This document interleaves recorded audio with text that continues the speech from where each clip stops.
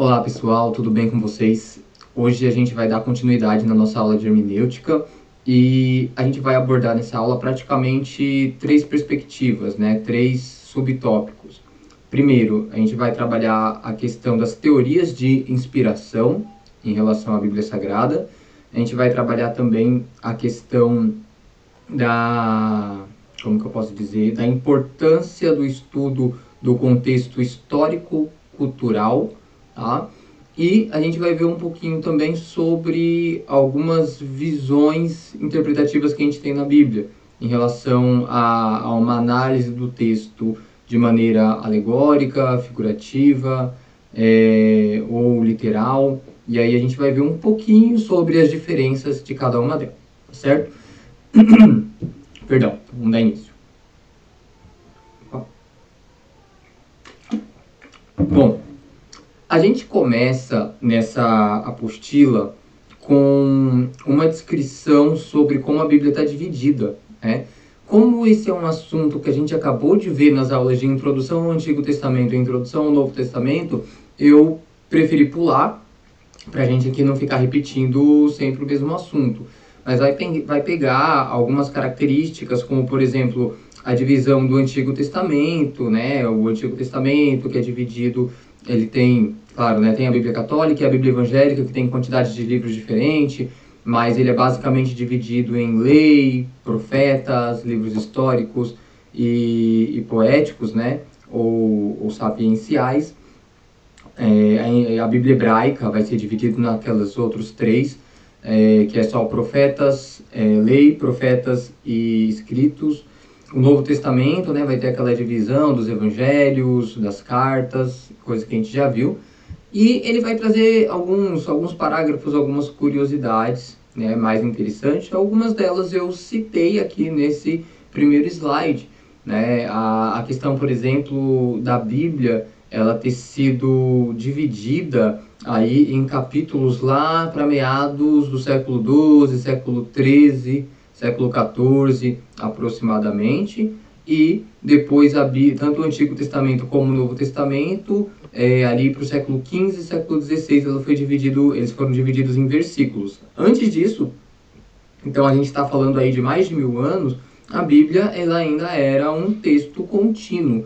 Os livros eram textos contínuos, não tinha divisão de capítulo, não tinha divisão de versículo. Então, embora não seja uma informação essencial assim para a hermenêutica, é interessante a gente ter conhecimento desse aspecto bibliológico, que no caso bibliologia já é uma matéria que normalmente se insere dentro dos cursos médio ou avançado, onde a gente trabalha a construção da Bíblia, pega um pouquinho daquilo que a gente viu, né, em introdução ao Antigo e ao Novo Testamento, mas foca principalmente na construção da Bíblia.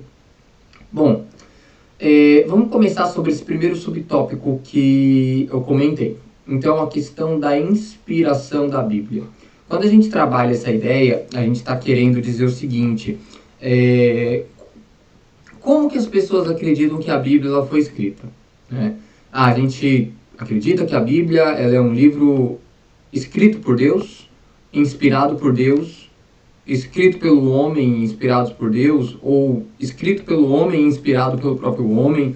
Então, numa visão mais conservadora, tanto católica como evangélica, a gente tem que a Bíblia é a palavra de Deus, né? Quando a gente vai para os ramos mais liberais, que é o que a gente vai enfatizar um pouco mais nessa aula, você vai ver a expressão muito mais de que a Bíblia ela contém a palavra de Deus. Só que isso não é apenas algo tão simples de dizer, ela contém ou ela é. Isso tem desdobramentos, né? Então a gente vai ver algumas linhas de pensamento sobre como que as pessoas acreditam que a Bíblia ela foi construída, né? Então qual que é a primeira linha? Vamos começar da mais básica, da mais simples, que é a linha ortodoxa. Essa palavra ortodoxa, ela significa sã doutrina, né? Então, ortodoxia é o oposto de heterodoxia. Heterodoxia seria uma doutrina diferente, enquanto ortodoxia seria aquela doutrina raiz, né?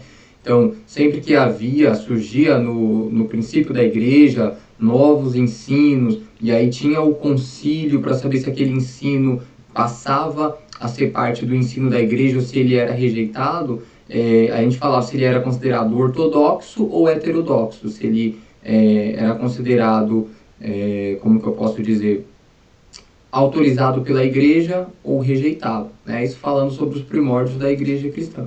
Então, quando a gente fala sobre a visão de inspiração bíblica do ponto de vista ortodoxo, a gente está falando sobre essa visão da parte mais conservadora da igreja, aquela parte que acredita que a Bíblia ela é a palavra de Deus, ela é inerrante, ela é infalível, né? Então, é o ramo da igreja que acredita no milagre, que acredita no sobrenatural, que acredita naquelas doutrinas básicas da fé, na queda do homem, na encarnação de Cristo, né, na sua morte, ressurreição, ascensão, vinda. Então, coisas básicas que a igreja acredita desde séculos passados, mas que são negligenciados por linhas mais liberais, tá? Então, o que a ortodoxia ela pensa em relação à inspiração bíblica? Existem duas formas de pensar. Uma delas é esse que está escrito aqui, né? Ditado verbal. O ditado verbal é aquele ramo que acredita que cada palavra que está escrita na Bíblia, ela foi ditada por Deus, ou pelo Espírito Santo, que soprou no ouvido do homem que estava escrevendo, palavra por palavra, né? E aí, para se basear, para tentar dar um sustento, tem alguns versículos, né? Como, por exemplo, Êxodo 24. Deixa eu ver se é Êxodo 24 mesmo.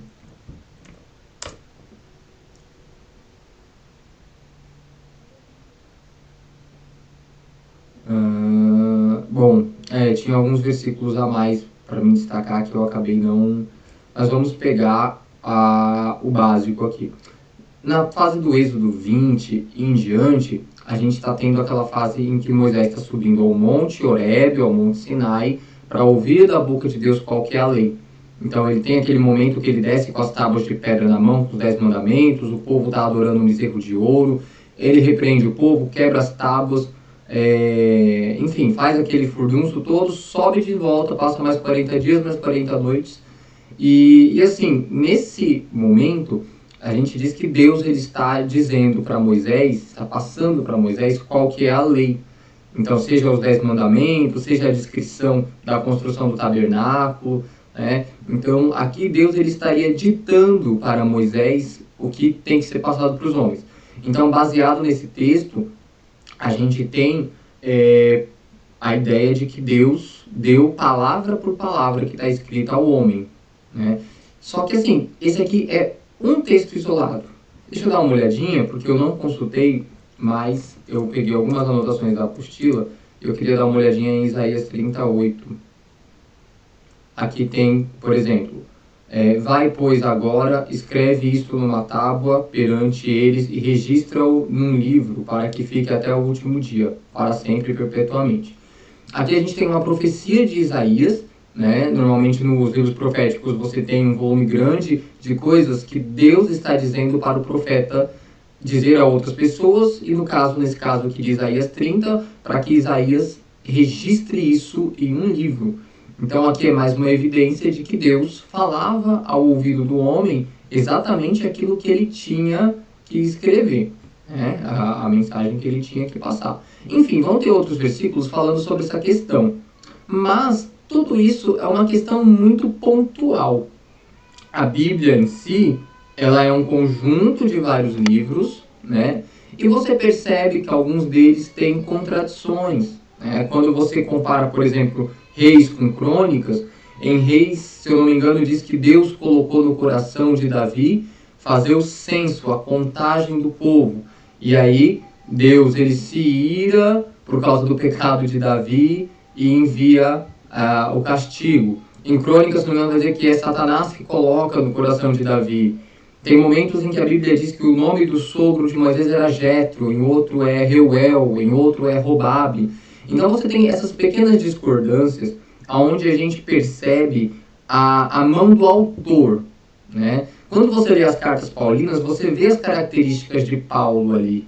Você vê, você compara com aquilo que Lucas escreveu em Atos ou no próprio Evangelho, e você vê traços da personalidade do autor.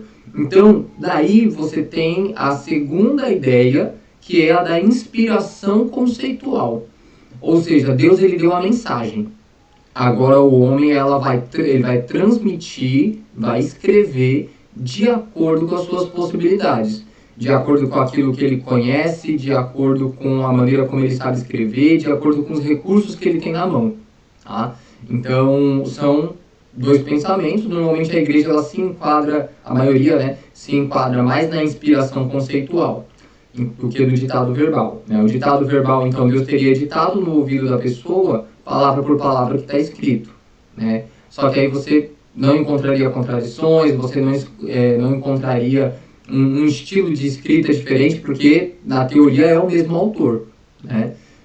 E a outra é a inspiração conceitual, onde Deus ele deu a mensagem, a ideia, o propósito, e o autor, o escritor, ele foi escrevendo de acordo com aquilo que ele podia fazer. Né? A mensagem veio de Deus, mas ela passou pela mão daquele autor, e aí por isso você nota as características do autor, o conhecimento do autor, você nota as percepções do autor dentro daquele texto em relação, né, a outros autores, podendo fazer essas comparações. Então, essa aqui, no caso, seria a visão mais aceita. Bom, aí a gente vai para o liberalismo. O liberalismo, ele está sempre, ele surge ali, né, a partir do iluminismo, a partir daquelas correntes filosóficas que se desprende da igreja. Isso tem um fundo muito importante, que é o fato de que, assim, a Igreja Católica, desde o século X ou até antes, ela se tornou extremamente poderosa. Né? No princípio você tinha bispos regionais, lá nos primeiros séculos, mas com o passar do tempo, se eu não me engano, até a chegada do Papa Leão, você tem uma consolidação do poder do bispo de Roma e uma reivindicação do bispo de Roma em relação aos bispos das demais regiões. Tanto que o bispo de Roma ele conseguiu essa autoridade em cima dos bispos das demais localidades, desde os primeiros séculos, e o bispo das igrejas que estavam do lado do Oriente, né, que estava mais perto ali de Jerusalém, ele não aceitou essa autoridade do bispo de Roma.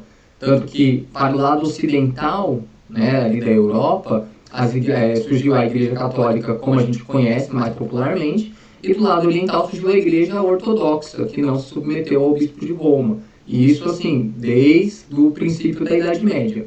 E quando o poder religioso, o poder da Igreja Católica chegou ao seu auge, talvez ali no século XIII, na pessoa do Papa Inocêncio III, o Papa ele decidia quem governava. Ele colocava as coroas nas cabeças de quem ele queria que fosse rei das nações, fosse da Inglaterra, fosse da França. Então a igreja ela tinha esse monopólio, esse domínio. Né?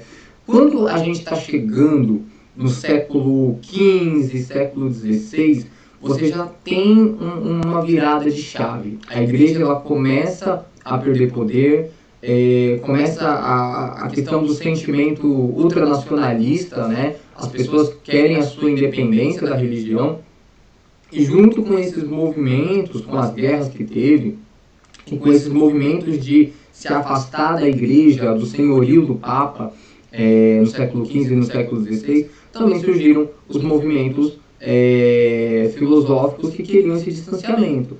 A gente tem, por exemplo, uma grande briga com a ciência, né? Porque a igreja defendia eu esqueci o nome técnico em grego, mas é o fato de que a Terra era o centro de tudo e o Sol girava em torno da Terra. E quando surge Galileu, quando surge Copérnico, esses cientistas que estavam estudando o espaço e viram que é a Terra que gira em torno do Sol, o fato de ser uma ideia oposta à igreja colocou a vida deles em risco, né, de maneira que eles foram obrigados a se retratar. Então, existia esse sentimento de necessidade de se afastar dessa visão tão manipuladora da igreja. E isso foi algo que foi crescendo com o tempo, até a gente chegar no iluminismo, até a gente chegar num liberalismo religioso mais como nós temos hoje, século XVIII, século XIX, século XX, esses pilares foram sendo construídos. Então, quando a gente fala de liberalismo religioso, a gente está falando sobre um ramo de cristãos e de teólogos presente em igreja católica, presente em igreja evangélica, que se distanciaram da visão mais fundamentalista e das ideias de que a Bíblia é inerrante, de que a Bíblia é a palavra de Deus, de que a Bíblia contém mandamentos eternos, e foram construindo as suas próprias linhas de pensamento. Tá? Então a gente tem vários conceitos dentro do liberalismo que a gente vai trabalhar aqui uns 4, no máximo, e a gente vai ver o nome de alguns autores até mais próximos a nós. Um desses conceitos é esse conceito de iluminação, tá? Que está aí na apostila de vocês verem também. O conceito de iluminação, ele diz o seguinte: alguns homens foram iluminados por Deus, e isso foi de acordo com a sua receptividade. Homens mais iluminados, eles recebiam mais da parte de Deus e cometiam menos erros na hora de passar a mensagem, na hora de escrever o que tinha que escrever. Os menos iluminados, os menos receptíveis, eles recebiam menos e erravam mais. Então, essa é a ideia principal que a gente tem no conceito de iluminação. Eles acreditam em algo sobrenatural, que Deus se comunica com o homem? Sim.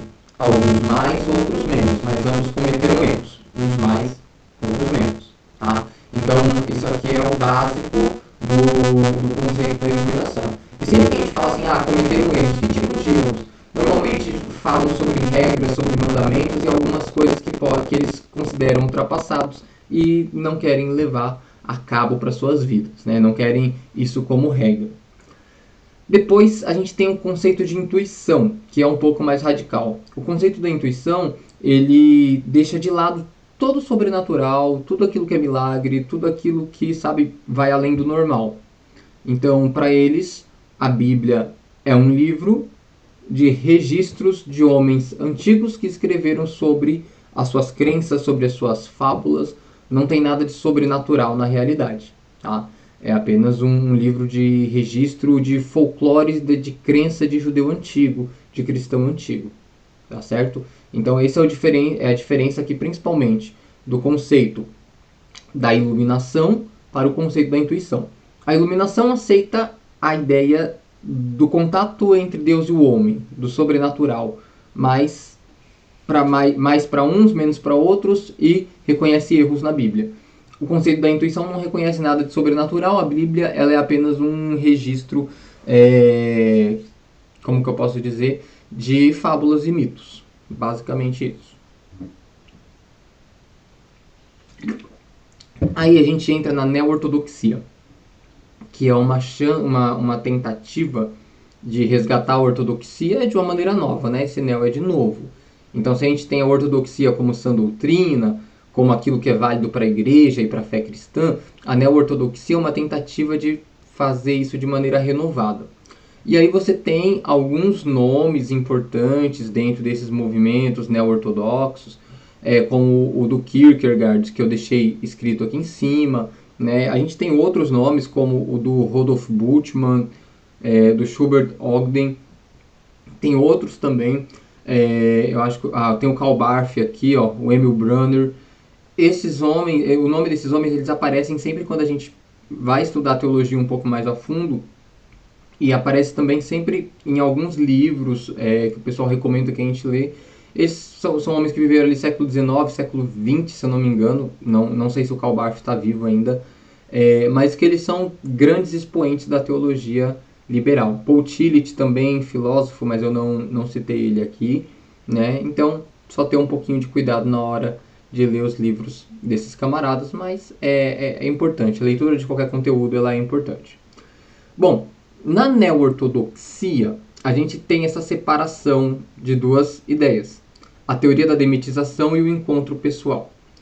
Na teoria da demitização, a gente está falando de uma teoria de pegar o texto bíblico e despi-lo de seus mitos e fábulas fantasiosas para ficar apenas com a mensagem divina. Então, estava comentando em sala, né? É como se a Bíblia fosse uma banana, a casca é a parte dos milagres que não dá para acreditar, você tira e aí você encontra a mensagem de Deus ali dentro. Então, na teoria da demitização, você consegue encontrar algo de Deus na Bíblia, porém, você precisa antes despir e tirar, né, todos aqueles contos maravilhosos.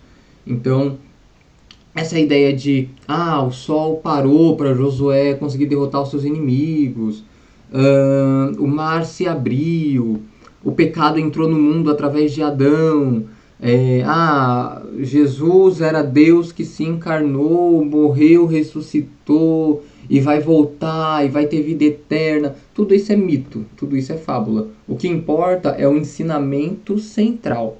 Então, praticamente nada daquilo que a igreja crê como fundamental, né, como a queda do homem, como a redenção em Cristo, salvação e vida eterna, condenação, nada disso para a maioria aí do liberalismo, nada disso é verídico, tá? Isso é a parte mitológica da Bíblia. O que importa é aquela mensagem, aquela liçãozinha de moral, tipo as fábulas de Esopo, que eu ouvia bastante quando a gente era pequeno, né? Da corrida da lebre e da tartaruga, a lebre que saiu disparado, mas depois viu que a tartaruga era muito lenta e resolveu tirar um cochilo no meio da corrida, e a tartaruga foi correndo devagarzinho, ultrapassou a linha de chegada e chegou primeiro, aí você tem aquela lição de moral, né? Então, a Bíblia ela é um continho de fadas, mas que tem uma lição de moral. Basicamente, isso é a teoria da demitização.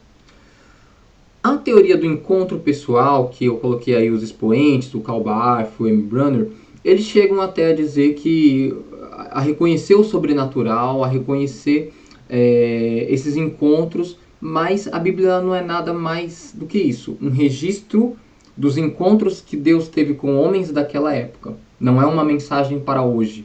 Não existe uma lei, não existe uma regra, não existe uma revelação para nós hoje.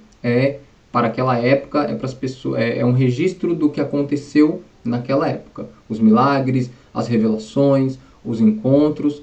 Para nós, fica aí esse registro. Tá? Então, isso aqui são praticamente 4 teorias, né, do liberalismo: iluminação, intuição, demitização e encontro pessoal. Lembrando que demitização e encontro pessoal faz parte da neo-ortodoxia. Então, resumindo, iluminação. Alguns homens foram iluminados, uns mais, outros menos. Os que foram mais iluminados cometeram menos erros na hora de escrever a Bíblia, os menos iluminados cometeram mais erros. Conceito da intuição. Não teve nada de sobrenatural. As pessoas daquela época escreveram suas fábulas baseadas nas suas crenças. Neo-ortodoxia tem a demitização. A Bíblia ela tem uma mensagem e a gente precisa tirar esses fatores sobrenaturais, que faz parte do folclore, e ficar só com a mensagem central. Encontro pessoal. Os homens do tempo da Bíblia tiveram um encontro com Deus e isso ficou registrado para a gente ler hoje em dia. Então, resumo do resumo dessas teorias da inspiração é basicamente isso. E aí, tem uma questão de como a Bíblia deve ser interpretada, como ela deve ser lida, né? Sempre que a gente vai ler um livro, a gente já passa um livro ou, não sei, um texto, você já joga um filtro primeiro. Por exemplo, você vai ler uma notícia na UOL.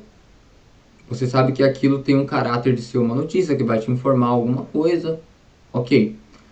Você vai ler um filme, sei lá, um livro, sei lá, Harry Potter.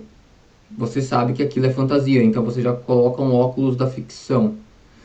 Cada tipo de texto que você vai ler, você já se prepara para interpretá-lo de uma determinada maneira.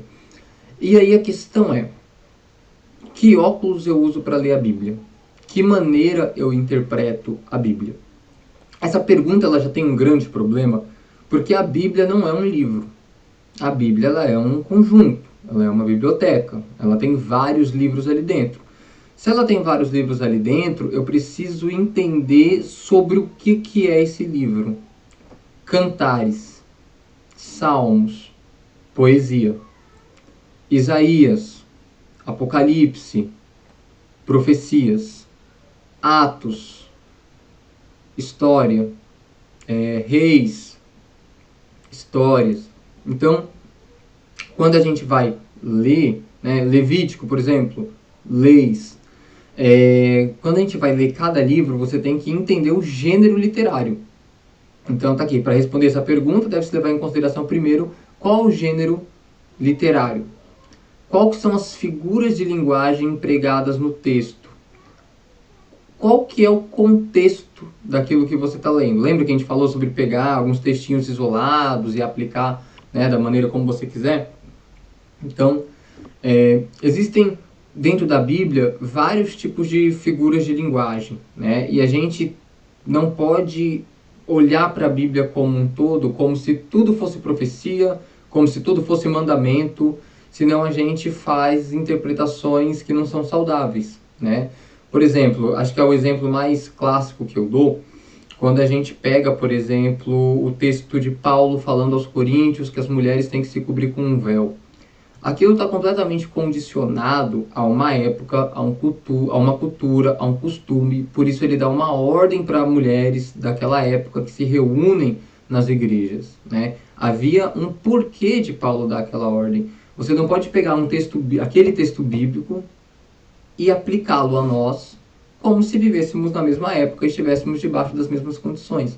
E quando você faz isso, e isso é feito muito, você cria, né, um ensino estranho que torna mais difícil a evangelização, né, a aplicação do evangelho. Então, quando você entende que existe um contexto ali para Paulo chegar e dar essa ordem, você não trabalha a Bíblia inteira como se fosse uma ordenança. Senão qualquer coisa que você lê na Bíblia, não, isso aqui é uma ordem. Não, isso aqui é uma ordem. E tudo vira, cada versículo vira uma ordem obrigatória. E você tem que enxergar dentro do texto o gênero literário, as figuras de linguagem, tudo que está sendo escrito ali, tudo que você pode utilizar para você entender melhor qual que é a intenção do autor na hora dele escrever o que ele escreveu, tá? Então, a gente tem alguns métodos de interpretação e algumas figuras dentro da Bíblia. Então, por exemplo, a gente tem um método, a gente vai falar um pouquinho sobre o método alegórico, figurativo, deixa eu dar uma olhadinha nos outros meninos esquecer, o literal e o simbólico. Alguns deles são até muito parecidos e fica até um pouquinho difícil da gente desassociar. Mas vamos começar. Alegórico, ele é um método muito utilizado por teólogos liberais, que não consideram como fatos, basicamente, nenhum evento miraculoso, como eu comentei, né? Então, todas as histórias da Bíblia, elas são um símbolo, uma metáfora, elas são um conto para dar uma lição, né? Então, o método alegórico, ele pode ser usado na Bíblia, ele é um método bíblico? Sim, mas não para a Bíblia inteira. A gente encontra alegorias o tempo inteiro nas parábolas de Cristo, por exemplo, né? Quando Jesus ele fala, em Mateus 13, por exemplo, o semeador saiu a semear, uma parte da semente caiu à beira do caminho, uma parte entre espinhos, uma parte em terra seca, uma parte em boa terra. A dos espinhos, o espinho cresceu, sufocou a semente, ela morreu. A da terra seca nasceu rapidinho, mas veio o sol, queimou. A que caiu na beira do caminho, os pássaros comeu, e a que caiu em boa terra rendeu frutos, cresceu, virou uma árvore e frutificou. Então isso é uma alegoria. Ele está fazendo uma historinha, né, do homem que está pregando o evangelho, e uma parte da mensagem caiu no coração de pessoas, e essa pessoa não entendeu, o diabo tirou do coração dela, não se aprofundou. Outras pessoas receberam, mas a perseguição por causa da palavra fez com que ela desistisse, né? Caiu em terra seca. Outras pessoas deixou com que os prazeres dessa vida, o dinheiro, a prostituição, a correria, não fizessem com que a palavra frutificasse no coração, que é a semente que caiu entre espinhos. E a pessoa que ouviu e praticou foi aquela semente que caiu em boa terra e ela rendeu esses frutos. Então, é uma alegoria. Você tem alegoria o tempo inteiro. Parábolas de Jesus, por exemplo, não são histórias verídicas, né? É um conto que Jesus está fazendo para poder ensinar uma lição ali para aquelas pessoas, tá certo? Então, esse seria o método alegórico. A gente tem também o figurativo. O figurativo, normalmente você está pegando a figura de algo ou de alguma coisa para você atribuir a outra. O texto mais clássico que a gente tem é o do Salmo 23, né? O Senhor é meu pastor e nada me faltará. Então você pega a figura do pastor, né? O que ele faz? Ele guia a ovelha, ele cuida da ovelha, ele alimenta a ovelha e coloca essas características do pastor em Deus. E pega a figura da ovelha e coloca sobre as pessoas de quem Deus cuida. Então, nesse sentido, existem textos na Bíblia que são figurativos. Não significa literalmente que Deus ele é um pastor e tem ovelhas no céu, que ele cuida de ovelha, né? Então, isso é uma interpretação figurativa. E aí a gente tem um método literal, né? A interpretação literal do texto, que é basicamente aqueles textos que pretendem ser históricos, aqueles textos que estão passando fatos, eventos, acontecimentos. Quando a gente olha a narração dos evangelhos, você vê que o escritor pretende contar fatos reais sobre a vida de Jesus. Tá? Então, qualquer texto na Bíblia onde você está vendo que alguém está contando algo que de fato aconteceu, isso aí é um método literal, é um texto literal, a gente pode interpretar o texto dessa forma, não tem problema. E o simbólico, que às vezes se confunde muito com a figurativa, normalmente é quando ele é muito utilizado em profecia e visão. Então, no caso de Apocalipse, por exemplo, você tem o fato de que a besta que sobe da terra ou a besta que sobe do mar, elas são um símbolo do anticristo, de um governo que vai estabelecer sobre a terra. Você tem, por exemplo, Isaías 53, a profecia do servo sofredor, né, onde Isaías está falando sobre Jesus, mas está falando, né, de uma maneira simbólica. Você tem o caso da ceia, onde o pão é o símbolo do corpo de Cristo. E como eu disse, nesses casos a gente às vezes fica ali, mas não é figurativo, né? Mas são coisas parecidas e em alguns exemplos a gente fica uma linha muito tênue, o que é figurativo, o que é simbólico, tá? Mas quando eu sei o que é figurativo, o que é literal, o que é simbólico, o texto ele dá sinais, né? A maneira como o texto está construído, ele nos mostra, né? Quando você pega um salmo, você sabe que é uma música. O que uma música faz? Ela profetiza? Ela é uma ordem? Não, ela é uma canção, ela é uma poesia, ela fala sobre a vida, ela louva a Deus, ela fala sobre os problemas. Então você sabe que nem tudo na música é literal. Quando você pega uma profecia, você sabe que ali vai ter símbolos. Você sabe que ali você não precisa interpretar de forma literal. É cultural o profeta judaico falar por meio de símbolos.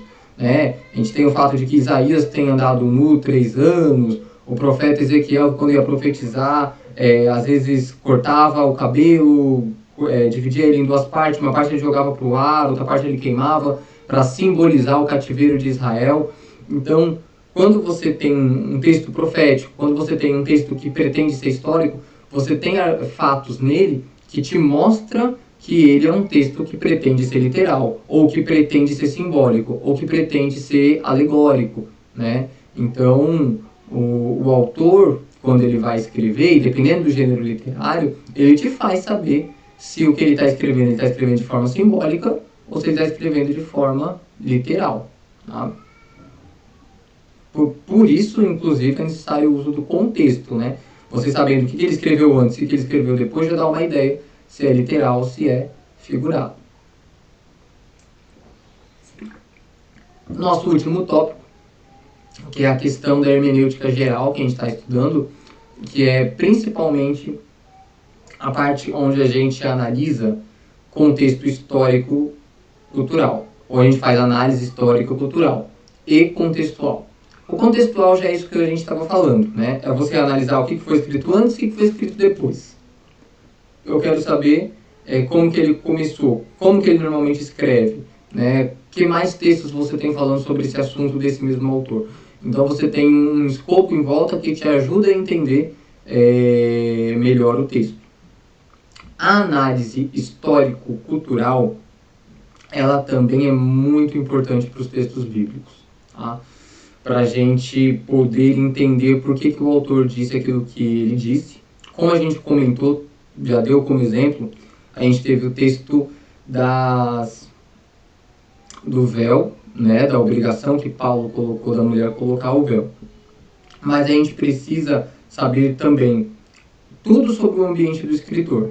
O que é o ambiente do escritor? Como que era a economia, acho que isso eu comentei na outra aula, como que era a economia, como que era a política, como que era a religião, qual que era a situação do povo para quem ele estava escrevendo, o que o povo sabia sobre os costumes da época, né? Então a gente tem que saber todos esses entornos do autor e do destinatário. Se eu escrevo uma carta para a igreja onde eu congrego hoje, e essa carta é encontrada daqui 1000 anos lá na Europa, esses europeus de 1000 anos depois, eles vão ter que saber como que era no Brasil, como que eram os costumes em São Paulo no ano de 2023, como que era a política, a economia, a religião, costumes, para eles poderem entender por que eu escrevi aquilo que eu escrevi, né?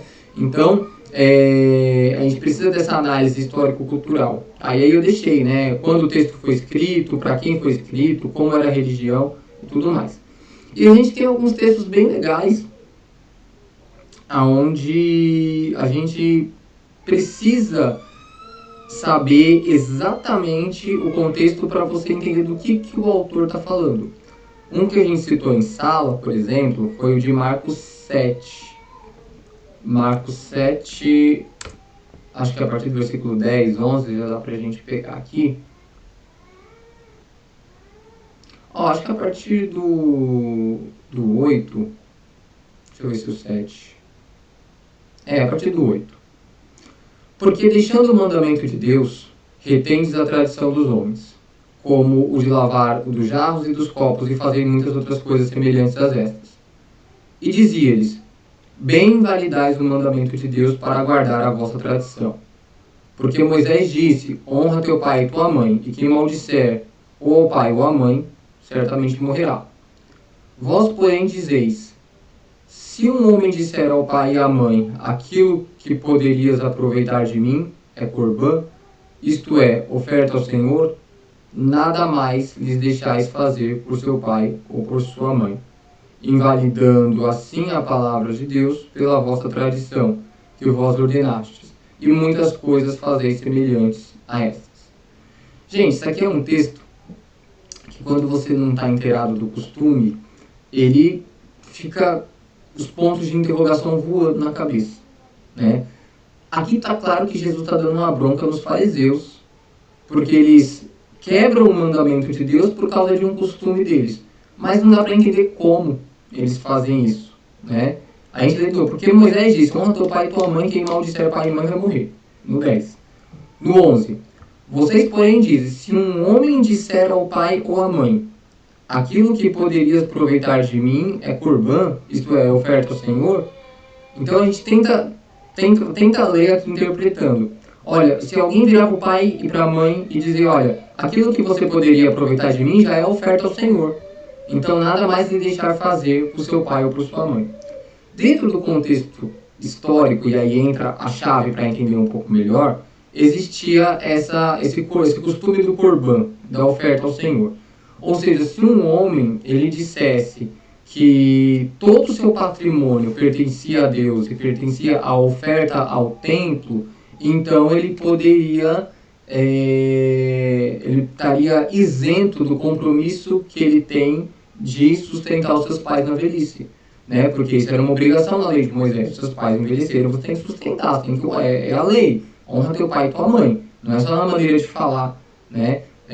Honra teu pai e tua mãe também nos dias da velhice, na necessidade material deles.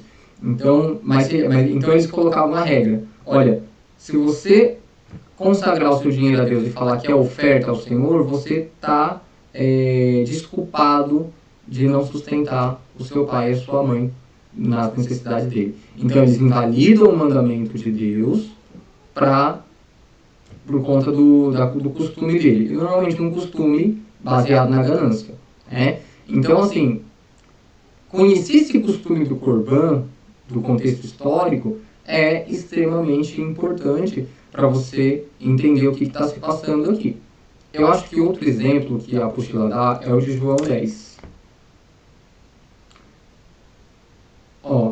Na verdade vos digo, que aquele que não entrar pela porta no curral das ovelhas, que aquele que não entra pela porta no curral das ovelhas, mas sobe por outra parte, é ladrão e salteador. Aquele, porém, que entra pela porta é o pastor das ovelhas. A este o porteiro abre, as ovelhas ouvem a sua voz, chama pelo seu nome as suas ovelhas e o traz para fora. E quando o tira para fora as suas ovelhas, vai adiante delas, e as ovelhas as seguem, porque conhecem a sua voz.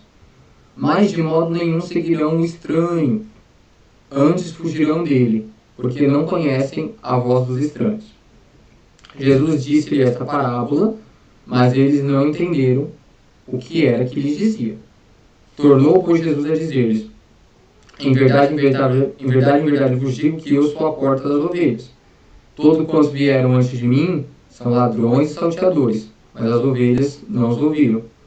Eu sou a porta. Se alguém entra por mim, salvar-se-á, entrará e sairá e achará pastagens. O ladrão não vem senão para roubar, matar e destruir. Eu vim para que tenham vida e a tenham em abundância. Então, normalmente esse texto de João 10:10 o pessoal usa para o diabo. Satanás veio para matar, roubar e destruir. Aqui já está errado. Jesus ele já não está falando sobre nada espiritual, ele já não está falando sobre demônios, sobre o diabo, sobre nada disso. Mas, se a gente pegar o contexto, começando pelo contexto, antes da análise histórica, ele já não falou nada de diabo aqui. Desde o versículo 1, ele está falando sobre o ladrão. E quem que é o ladrão? Essa é onde entra a questão da análise histórica. Jesus ele vem como o mestre do seu povo, como o pastor, como a porta, como aquele a quem as pessoas ouvem e devem seguir para serem protegidos e sustentados. Se Jesus é uma forma de líder, quem são os outros? Falsos líderes, falsos mestres. E aí compete a nós conhecermos os tipos de seitas e facções judaicas que existiam na época de Jesus. Você tinha judeus, você tinha fariseus, que era uma seita religiosa, que a gente pode colocar dessa forma, que se valia não apenas da lei de Moisés, como dos profetas, e tinham muitos costumes religiosos, eles eram, na sua natureza, soberbos, gostavam de aplausos dos homens, gostavam dos principais lugares da sinagoga, eram homens que zelavam muito por costumes. Né?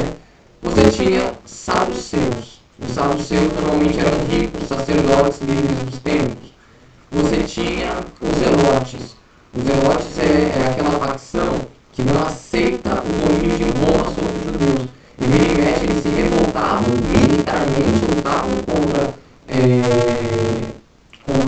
os romanos que cuidavam daquela região, e normalmente acabavam em tragédia, acabavam em morte, acabavam em prisão.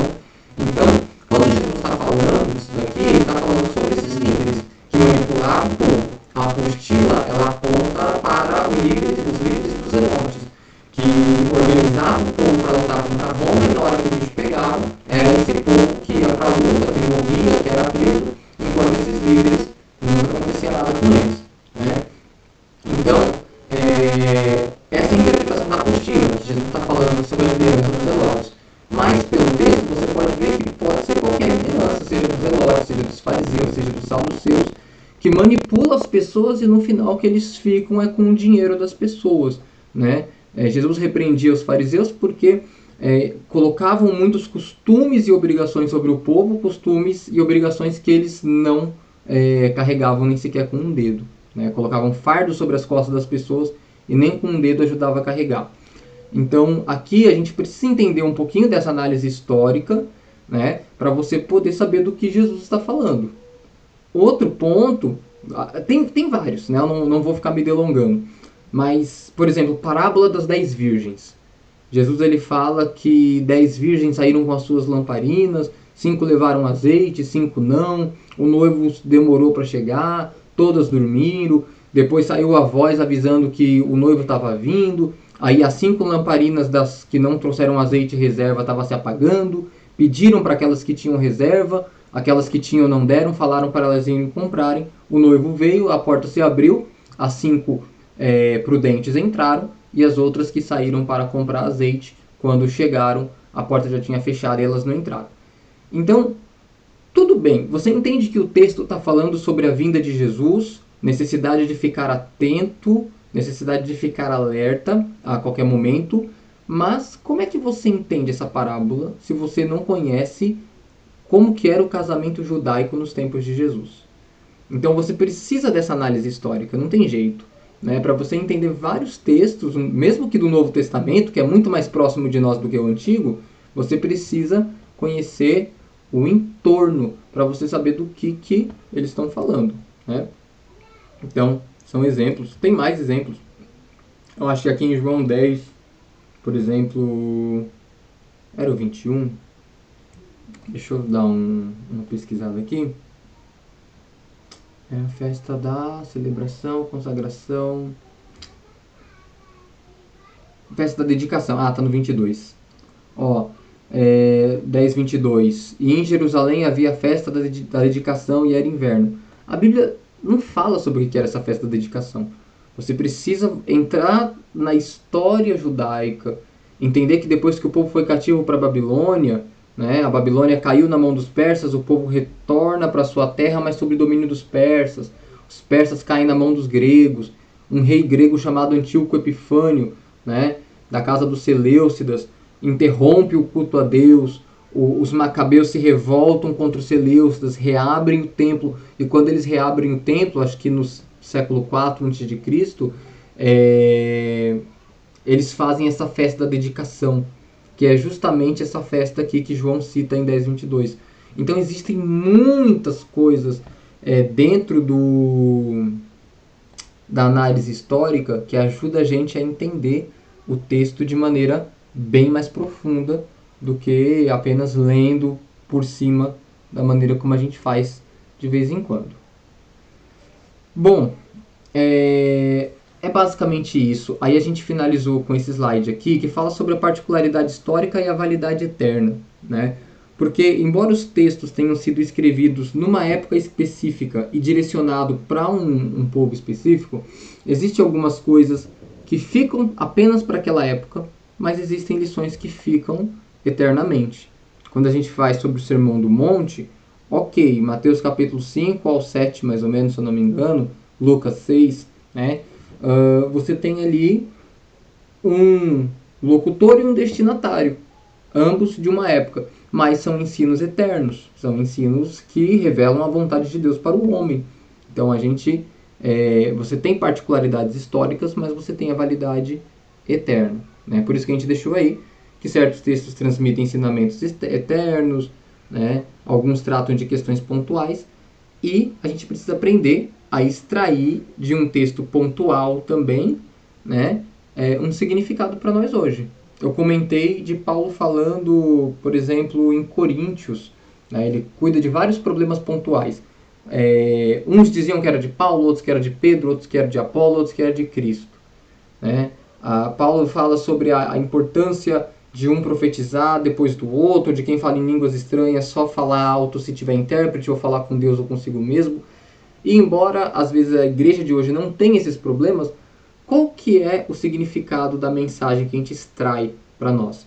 A necessidade de ordem e decência no culto, ou na reunião, a necessidade de não ter facções, grupinhos, inimizades. Então sempre tem uma lição que, embora a mensagem seja pontual para aquele povo naquela época, a gente sempre pode absorver alguma coisa para nós nos dias de hoje.